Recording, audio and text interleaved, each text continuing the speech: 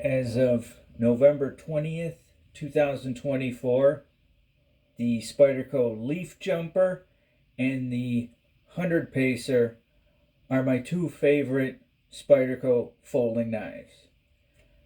Behind those two knives is my portable Rockwell hardness tester. The portable Rockwell hardness tester for a knife tester like me is somewhat important. I do cut testing on a lot of steels, a lot of knives, and having something like that to get me within a hardness range for my purposes is valuable. Custom makers, it may be important for them to actually get something like this or have a means to get their knives hardness tested. In the knife community, I feel like there's a lot of misunderstanding on several definitions: hardness, strength, toughness. I define them a certain way, other people differently, but to me, this is how I actually define what those attributes actually are. Now, the Rockwell testing, Kurt did a bunch of my knives. There's other people. I think there's someone on YouTube that's even using the Lieb's hardness scale, which is different than the Rockwell C scale. If you are going to do knife steel testing, I would recommend staying within the HRC, the Rockwell C scale, just to make sure that everybody's pretty much on the same page. Now, I'll run hardness testing either before I'm done cut testing or after I'm done cut testing. Spyderco offers a lot of models in the Secchi K390, so I know if I'm getting another version, a Stretch, a Police, Delica, if the hardness value is matching the same as my leaf jumper, I can pretty much assume that the performance is actually going to be very similar when it comes to edge strength, toughness, stability, everything. However, from manufacturer to manufacturer, it can differ. Some people, they rely solely on the Rockwell hardness number, and I feel like that's flawed logic, because I've seen in my own testing custom makers versus production with the same steel, roughly about the same cutting edge. I've seen a dramatic difference in efficiency in the overall edge. Now, Rockwell hardness testing, for most people, they shouldn't even bother with it. It really makes no difference. Someone like me or a maker, it does make a difference. But if you're just an average Joe or Jane, it shouldn't make a difference. It really shouldn't. You should be judging the knife on what you're actually putting it through.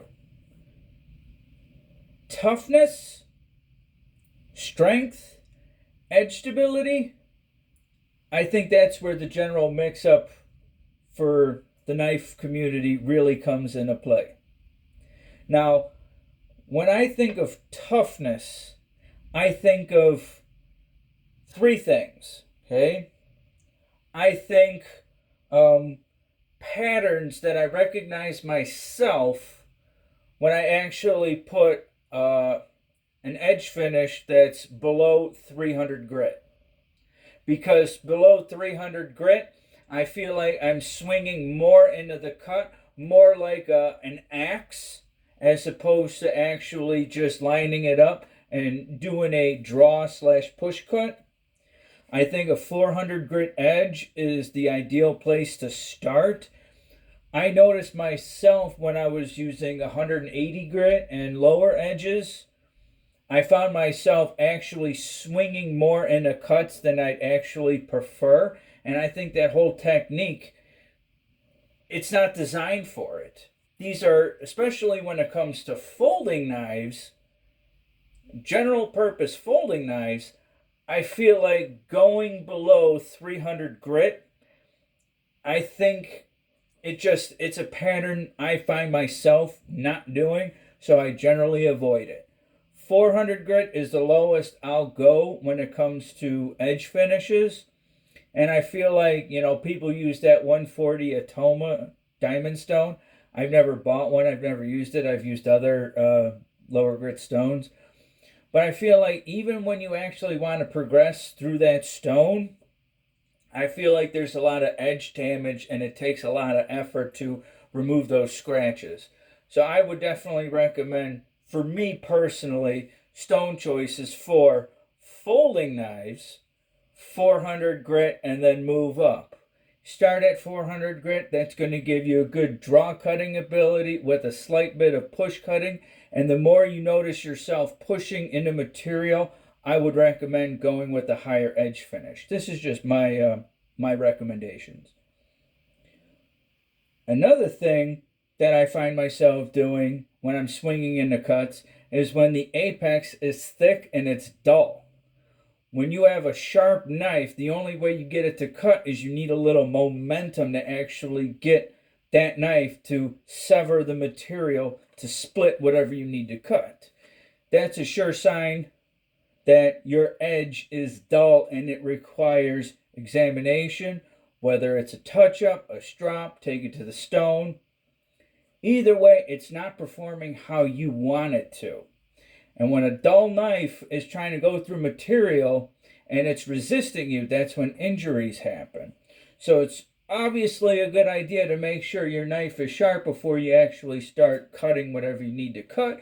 And when it reaches a level of dullness, you're more aware of what's going on.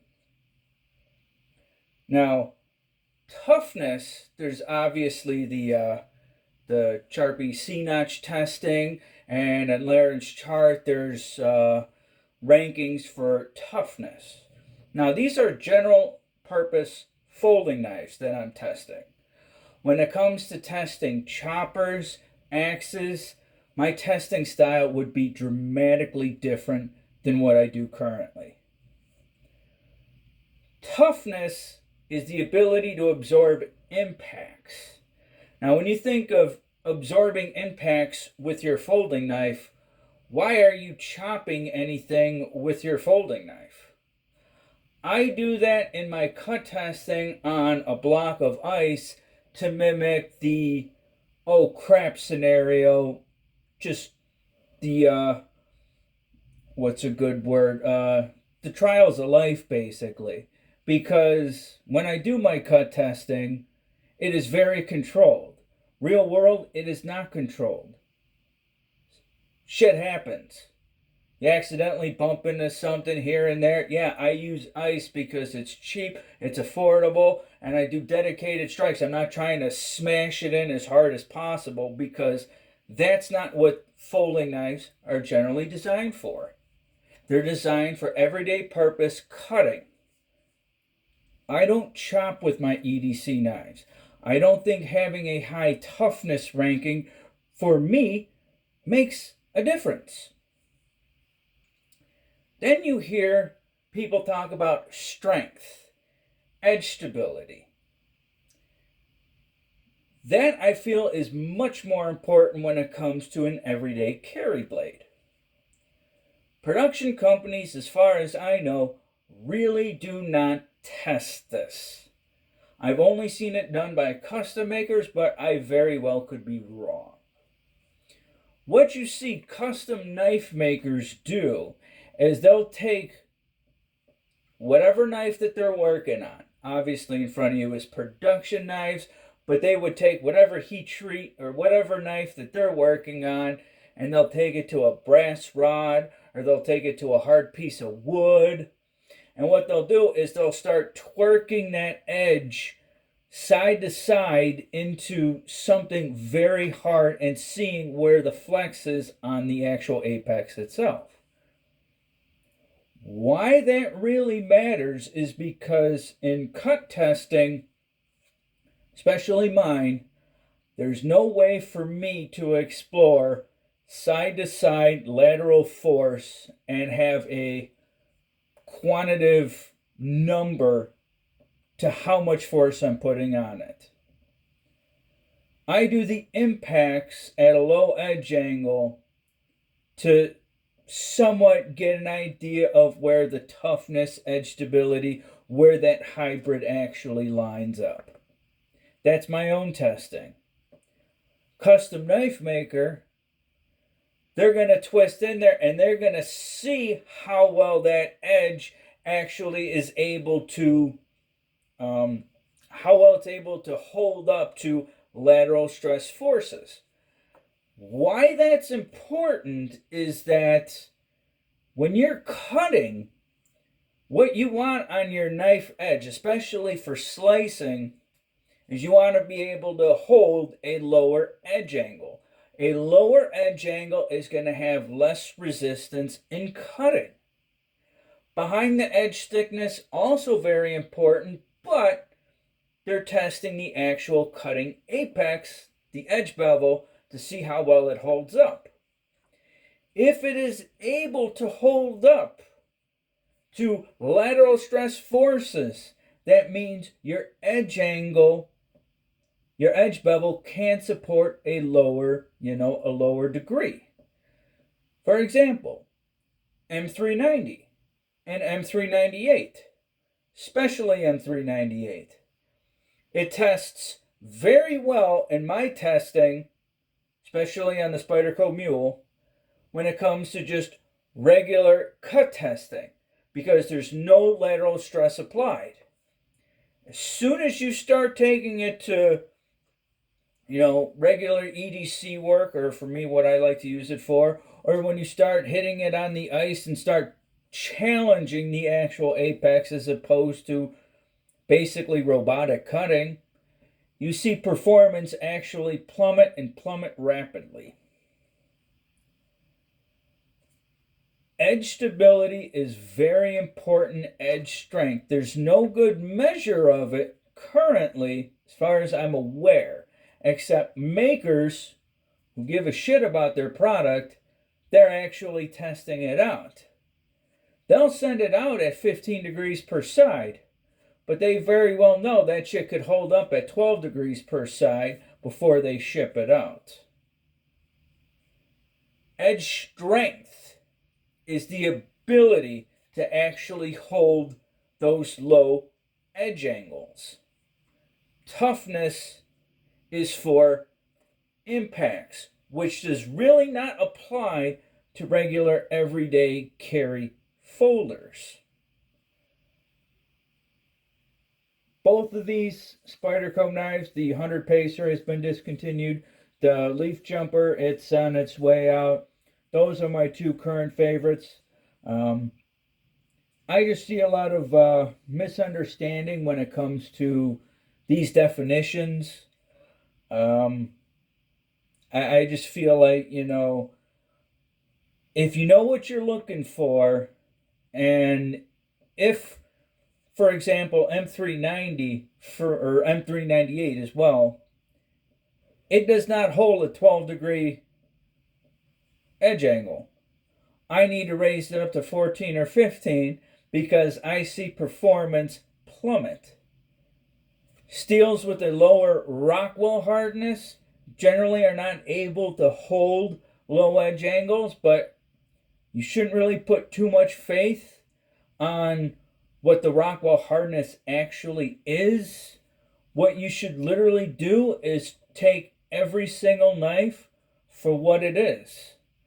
Every single edge you put on there, I'd recommend going slightly lower and lower and lower until you reach a breaking point where it's not sustaining, it's not holding up. You're feeling that your edge is dulling quicker than it, when it's supposed to. In that case, then it's time to actually raise it up. And don't be afraid to switch around with the edge finish as well. Notice your pattern. I feel like 400 grit is great for draw cutting and a slight push. I generally keep my EDCs between 4 to 1,000 grit, but there's patterns that I recognize. Obviously, I need to do more testing on sub 300 grit edges, but for the times that I did do it, I really didn't like it. I noticed myself doing patterns, me basically using a knife not how I feel like I'm supposed to be using the knife, especially when it comes to folders. When it comes to choppers, axes, machetes, stuff like that, yeah, it doesn't make too much of a difference. But the bulk of my knife usage, the bulk of my knife testing, is general purpose EDC folders. And I hope this video helps clarify terminology. At least this is how I define it. Everybody can define it however they want to, but that's how I define hardness, strength, toughness. I hope that makes sense. Have a nice day.